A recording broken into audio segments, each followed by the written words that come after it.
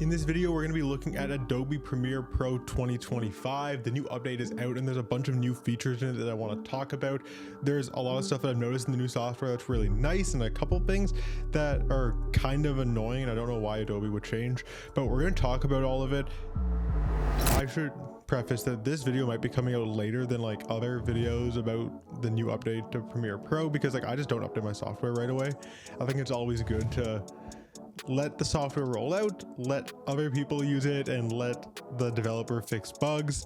And then a few months later, when the software is in a better position or when it seems like some bugs have been sorted out and like multiple updates to the new year's software have been released, then install it. So I saw a couple updates roll out for Premiere Pro 2025 and decided, all right, it's April, let's install this thing. And so Premiere Pro 2025 is installed. We're just going to go through the timeline of a vlog that I just posted on the channel, kind of like a behind the scenes on a work trip type of thing that I did, and use this as an example to talk about some features that I really like that I use in this project. So one feature that they added in Premiere Pro 2025, it seems like a little thing, but that I really like is the way you can adjust audio. So we're going to grab this clip here, just like a little bit of music that we can listen to.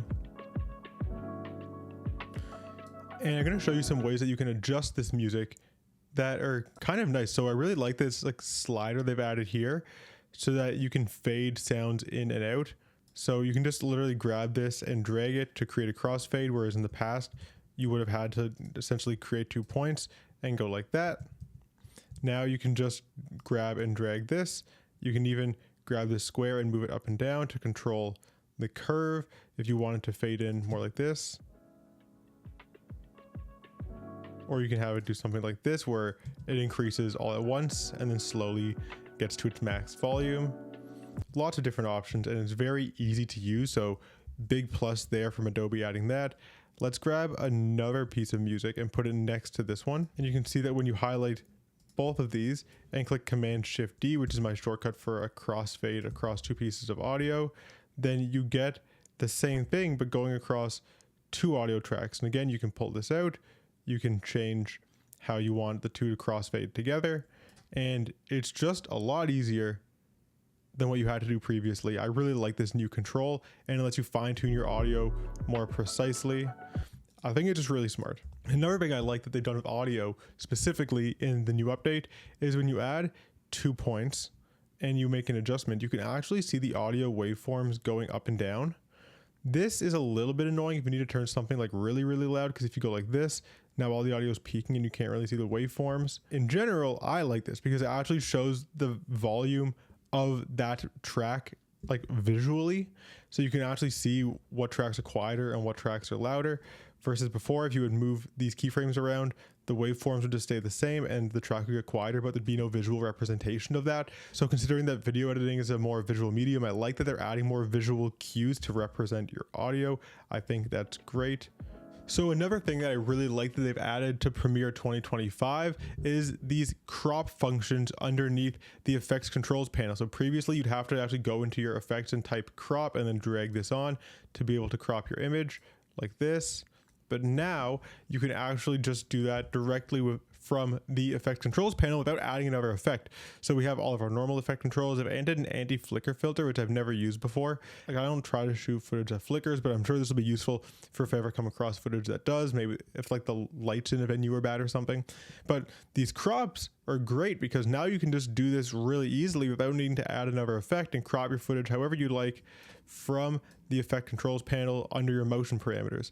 And even beyond that, if you want to use your mouse and like actually manipulate the image rather than using sliders, then now if you come to your program panel, unlike previously where all you could do when you grabbed an image is just move it around by clicking there, now if you come down here, you can change your toggle direct manipulation from transform to crop, and now with this selected, you're able to crop your image instead of using numerical values by just dragging it to wherever you feel is right, and then you can see those numbers update right over here. So that's a really good way if you know, say, that you want to crop a person so that it's just them in the frame like this. You can just do it visually and not need to worry about what these numbers over here mean, or like use the slider and be looking at your image and try to figure it out. So that's very intuitive and really nice. I like that a lot.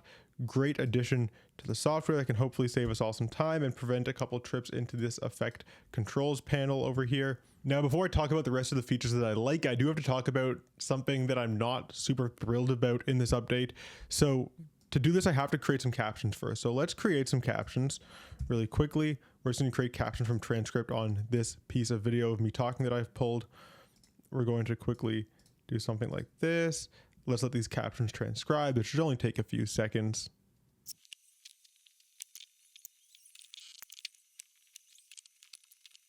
I don't know what this is all about, but of course captions are taking ages to transcribe in the new update. I'll just sit here and wait. That took way too long. I don't know if that's a Premiere Pro 2025 bug that's yet to be sorted out, but we have captions. So you can see these captions down here don't exactly look the way I'd like them to.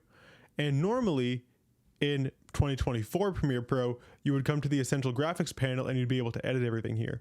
But the Essential Graphics panel has now been made into the Graphics Templates panel, which honestly just takes away half of its functionality, which is really annoying. And when I first had to edit captions in Premiere 2025, I didn't know like how to do it really, because the Essential Graphics panel was gone.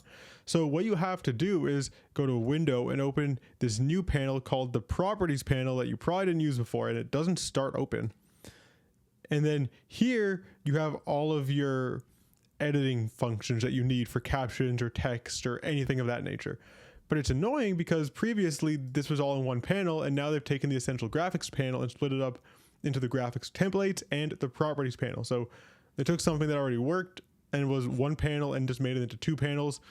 And it just broke some muscle memory movements for me that were like really easy that I use on a regular basis. Like I make captions almost every single day when I'm editing for my work. And this was just like a weird thing to have to adjust. So now here you can like adjust whatever you need to adjust. And these captions look pretty good. Like I like this. You can even make adjustments by putting these like up a little bit and whatever. Like all your adjustments are there. It all works.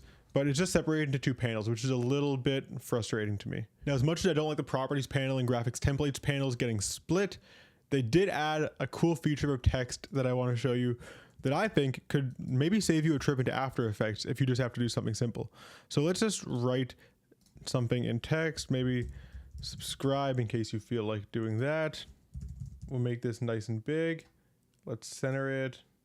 There we go. That should be good. And there's this new feature called, if you come under the text panels here, mask with text. So this lets you like use your text to mask an image or a graphic similar to how you would use alpha mats and like track matting in After Effects, but with one click in your effects control panel in Premiere Pro, which is pretty useful. So if you come into your Properties panel, which again you need open to do this new Properties panel is apparently going to be very important. You can click right here and create a new layer, and you can create text or a rectangle or an ellipse or a polygon, or you can bring a file in. So we're going to bring a file in just for this. Imagine this file is like any graphic image that you want. But for now, we're just going to select my profile picture and go with that. So there's a photo of me that we're using for this example. Now let's bring the text over top of our profile picture in the Properties panel by just dragging it. And we can position this text however we'd like. So let's come in here and maybe transform it a little bit. Let's scale it up, make it a little bigger. That all works. And now you go to mask with text, and all of a sudden the image that we've selected or the graphic or whatever you want to pick is being masked by the text. So now only where it says subscribe is my face visible. And if you invert this, then everywhere is visible except for the text that says subscribe. So now if you wanted to, you could like, I don't know, put a video track in behind. If I show you this, you can put a video track in behind this mask that you've made and create some pretty cool effects in Premiere Pro. Like this is a terrible use case of this effect, but I think it demonstrates the power of it, and the fact that you can do this masking in Premiere now without needing to make a trip out to After Effects is really nice. There's also an option to mask only the fill. So if you add like a fill and a stroke to your text, then you can mask only the fill. So let's add a stroke, something like that. And now this is masking only the fill, and the stroke is remaining this like red bit. Whereas if we uncheck mask only fill, then the fill and the stroke are both getting masked. Doesn't quite look as good.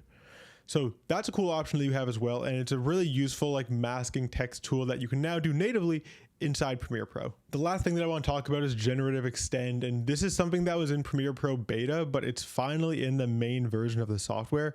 So if you click right here, you can get the Generative Extend tool, which lets you generate extensions of up to 2 seconds for video and up to 10 seconds for audio. So if you click this, you can grab, oh, I need to check that my media meet the current requirement to Generative Extend. I'm sure it's fine. Let's not worry about that. Let's grab my clip here and we're going to extend it 2 seconds past what we have right now. So we're at 2304. Let's extend this to 2504 right there. Generative Extend requires clips that use a Rec 709 color space. Is this not in Rec 709 color space? The color space is literally Rec 709. So I hadn't tested Generative Extend in Premiere 2025 prior to doing this video because Generative Extend is actually going to become paid, or at least right now they're giving you a limited number of extensions for free. And then following that, eventually down the road, Adobe has said they're going to make this a paid thing that you can't just use all the time willy-nilly. So I hadn't tested it prior, and it turns out that you can only do this to footage that is in a Rec 709 color space. So if you run into the issue that I just ran into where you can't like extend your footage and it says you need to be in a Rec 709 color space, but it already says you're working in Rec 709, then just go sequence settings, color management, change your output color space to Rec 709 if it's not already, then right click your footage and select render and replace. And then that is going to fix everything for you and you should be able to Generative Extend. So with that done, let's grab my Generative Extend, pull this out to create a 2-second extension right there. And let's see how this looks. I've actually never seen what this looks like before. I don't know how long it's going to take, but I'm curious to see how it's going to do, because this could be really useful for like making cuts flow seamlessly when your shot ends a little bit too early, or if you have a shake in your shot and you want to get rid of it. But I think that like the possibilities with this are endless. So let's see how this does. Okay, here's the Generative Extend. Let's see what this looks like. Now we should know that it doesn't actually like create new dialogue for me. So I'm going to get rid of my timeline here. We're going to go full screen and we're going to watch this through and see if you can pick off when it cuts from real me to AI me.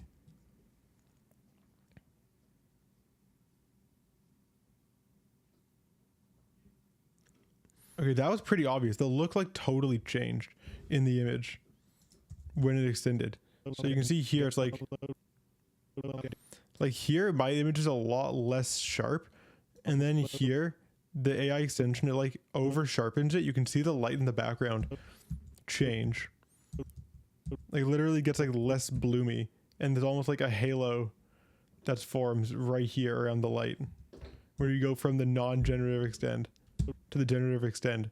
Yeah, they're like fake adding detail in, and I don't love it. You have to probably make some color correction to this. Maybe if I take the AI generated part, go into my Lumetri color and like, can I turn the sharpness down? Just something like that maybe. It helps. But you know what? I'm not mad for like how quickly that happened. That's pretty good. Like if you do a little bit of tweaking to it, turn the sharpness down, try to match it a little bit, like you can pass that off pretty seamlessly. So I think that's a pretty cool feature. And obviously it's only going to get better as time goes on. Adobe says that this is something that they're actively like improving with Adobe Firefly and they're working on, hence why it's going to become paid down the line. But very cool to see AI become like adopted and given to us as a tool that we can use with all the other tools that we have at our disposal when we're editing videos. So like, I think that's great. And it also works on audio. Now it's not meant to be used on dialogue. According to Adobe, this is meant to be used on background audio, room tone, and sound effects. So we can give that a try as well. Let me grab some, let me grab some room tone. I'm sure I have a sound effect in here. All right, here's just like some city ambience that we can use. This is what it sounds like. And let's grab our Generative Extend and just extend this a few seconds and we'll see what it sounds like. Okay, that was much faster than the video AI extend, which makes sense. So let's see what this looks like.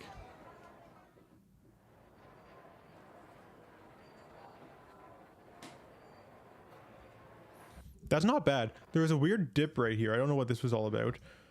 I guess it's not perfect, but if you were to cut this dip out, and then just crossfade the two, just like that. And this should sound pretty normal. Yeah, that's pretty good. That sounds pretty seamless. You could easily blend a background like that. So I think that's a pretty solid tool. Shout out to Adobe for trying to like push the limits in this new update. There's some really cool features in here that I really like. Obviously not everything was a hit in my opinion, but like in general, I think this is a worthwhile update, and it seems like the software features that they've added in it are pretty cool. So yeah, shout out to them.